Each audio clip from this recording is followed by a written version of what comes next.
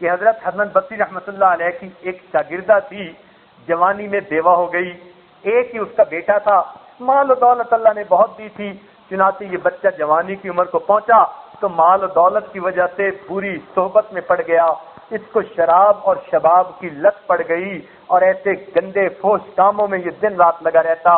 اس کی ماں پابندی سے درس سننے آتی تھی، لیکن یہ بچہ بالکل درس کی طرف نہ آتا اور اپنے گناہوں کی زندگی میں وقت گزارتا رہتا۔ ماں بڑا سمجھاتی، کئی مرتبہ حسن بصری رحمۃ اللہ کے پاس لے کر آئی، حضرت نے بھی کئی دفعہ گھنٹہ اس کو سمجھایا، وہ بچہ بات سنی انسنی کر دیتا تھا، بولتا تھا میں نیک بن جاؤں گا، بنتا نہیں تھا، جھوٹ بول جاتا تھا۔ چنانچہ کئی سال گزر گئے اور حسن بصری رحمۃ اللہ علیہ دل میں نا امید ہو گئے کہ شاید اس کے دل پر مہر لگ گئی، اب اس کے لیے ہدایت نہیں، تو حضرت اس کی طرف سے مایوس سے ہو گئے کہ یہ تو خواہ مخواہ میرا وقت ہی ضائع کرتا ہے۔ سالوں گزر گئے سمجھاتے ہوئے، کوئی اس نے ایک قدم بھی تو نیکی کی طرف نہیں بڑھایا بلکہ برائی کی طرف زیادہ بڑھتا جاتا ہے۔ لیکن ماں تو ماں ہوتی ہے، ماں بیچاری روز دعائیں مانگتی، محفل میں دعائیں مانگتی، انفرادی دعائیں مانگتی اپنے بیٹے کے لیے۔ اللہ تعالیٰ کی شان کہ بچہ ایک مرتبہ بیمار ہو گیا، بیماری ایسی کمزور ہو گیا، بستر پر لگ گیا، حکیموں نے جواب دے دیا کہ یہ بیماری لا علاج ہے، کچھ دنوں کے اندر یہ بچہ مر جائے گا۔ جب وہ ہر طرف سے مایوس ہو گیا اور اس کو پتہ چل گیا کہ میری حالت یہ، ماں نے اس کو نصیحت کی، بیٹے اب بھی تو زندہ ہے، اللہ سے معافی مانگ لے، تیرے گناہ کم از کم بخشے جائیں گے، آخرت کے عذاب سے بچ جائے گا۔ جب ماں نے رو رو کے سمجھایا، اب اس کا دل کچھ موم ہوا، کہنے لگا امی اچھا مجھے توبہ کا طریقہ بتا دیجئے۔ ماں نے کہا کہ توبہ کا طریقہ تو حسن بصری ہی آپ کو بتا سکتے ہیں۔ وہ کہنے لگا کہ مجھے ان کے پاس لے جائیں، مگر پیدل چل نہیں سکتا تھا، ماں جوان بیٹے کو اٹھا کے لے جا نہیں سکتی تھی، تو بیٹے نے کہا امی آپ ایسا کریں، حسن بصری رحمۃ اللہ علیہ کے پاس چلی جائیں اور ان کو جا کر میرے سلام دیں اور کہیں کہ میں توبہ کرنا چاہتا ہوں، وہ مجھے آ کے توبہ کا طریقہ بھی بتا دیں، اور ساتھ یہ بھی کہہ دینا کہ اگر میں اس سے پہلے مر جاؤں تو میری جنازے کی نماز بھی وہی پڑھا دیں۔ چنانچہ ماں چلی، اس کے دل میں یہ تو خوشی تھی کہ کم از کم توبہ کے لیے تیار ہو گیا۔ حسن بصری رحمۃ اللہ علیہ کے پاس آئی، حسن بصری رحمۃ اللہ علیہ اس وقت کسی مسئلے کی تحقیق میں لگے ہوئے تھے اور بہت ہی زیادہ مشغول تھے اس میں۔ جب اس عورت نے کہا آپ میرے گھر آئیں، میرے بچے کو آپ توبہ کا طریقہ بتائیں، وہ سمجھے اس کے بیٹے نے پہلے میرا وقت ضائع کیا، اب پھر وقت ضائع کرے گا، میں ایک کام میں لگا ہوا ہوں بڑا اہم ہے، میرے پاس فرصت نہیں۔ انہوں نے جواب دے دیا کہ میں تو اس وقت آ نہیں سکتا مشغولی کی وجہ سے۔ اس نے کہا جی بچے نے کہا ہے میں فوت ہو جاؤں تو میرا جنازہ بھی آپ پڑھا دینا۔ حسن بصری رحمۃ اللہ نے غصے میں کہہ دیا کسی اور سے پڑھوا لینا، میں اس کا جنازہ بھی نہیں پڑھتا کیونکہ اس نے کبھی نماز نہیں پڑھی۔ ہمارے مشائخ جو بندہ نماز بالکل ہی نہیں پڑھتا تھا اس کے جنازہ کے پڑھانے میں ذرا تردد فرماتے تھے۔ حسن بصری رحمۃ اللہ علیہ نے غصے میں یہ کہہ دیا کہ کسی اور سے پڑھوا لینا، میں بے نمازی کا جنازہ بھی نہیں پڑھتا۔ اب ماں تو ماں تھی، وہاں سے واپس آئی روتی ہوئی، بیٹے نے پوچھا امی حسن بصری نہیں آئے؟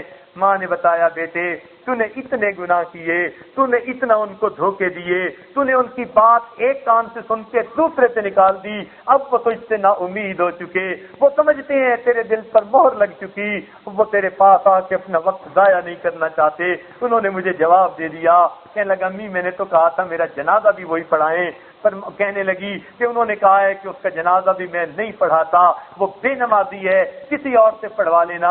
جب اس نوجوان نے سنا کہ میں اتنا برا ہوں، اللہ کا ایک ولی آنا بھی پسند نہیں کرتا، میرا جنازہ پڑھنا بھی پسند نہیں کرتا، اب اس کے دل پر چوٹ لگی، آنکھوں میں آنسو آ گئے، کہنے لگے امی میں اتنا تو برا ہوں، اور رونے لگ گیا۔ کہنے لگا اچھا امی پھر اب میری موت کا وقت قریب ہے، آپ میری وصیت سن لیں۔ ماں نے پوچھا بیٹا کیا وصیت ہے؟ کہنے لگا امی وصیت یہ ہے ابھی میری روح نکل جائے گی تو آپ سب سے پہلا کام یہ کرنا اپنا دوپٹہ میرے گلے میں ڈالنا اور میری لاش کو کتے کی لاش کی طرح سب اس پورے صحن میں گھسیٹتے پھرنا۔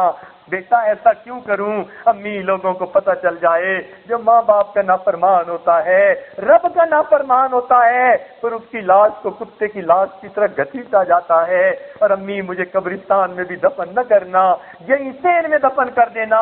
بیٹے ایسا کیوں کروں؟ امی اس لیے میں اتنا گنہگار ہوں، تو مجھے قبرستان میں دفن کرے گی، میری وجہ سے قبرستان کے مردوں کو کہیں عذاب نہ ہونے لگ جائے، مجھے یہی دفن کر لینا۔ اس بچے کی آج بھی پسند آ گئی، چنانچہ اس نے اسی وقت جو ہے کلمہ پڑھا، فوت ہو گیا۔ ابھی ماں اس کی آنکھیں بند ہی کر رہی تھی، دروازے پہ دستک ہوتی ہے، جا کر پوچھا اس عورت نے کون ہے؟ جواب ملا حسن بصری آیا ہوں۔ پوچھا شیخ آپ کیسے تشریف لائے؟ فرمانے لگے جب میں نے تجھے انکار کر دیا، میں مسئلے کی تحقیق کر کے کیلولہ کی نیت سے سو گیا، مجھے خواب میں اللہ رب العزت کا دیدار ہوا۔ فرمایا حسن بصری تو میرا کیسا ولی ہے، میرے ایک ولی کا جنازہ پڑھنے سے انکار کر رہا ہے۔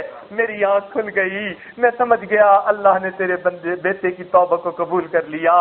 تو جو پروردگار مرنے سے چند لمحے پہلے بندے کی توبہ کو قبول کر لیتا ہے، پھر رمضان المبارک میں 27 کی رات ہو، برکتوں والے لمحات ہو، اس میں انسان اپنے ارادے سے اگر توبہ کرے گا تو پروردگار اس کی توبہ کو کیوں نہیں قبول فرمائیں گے۔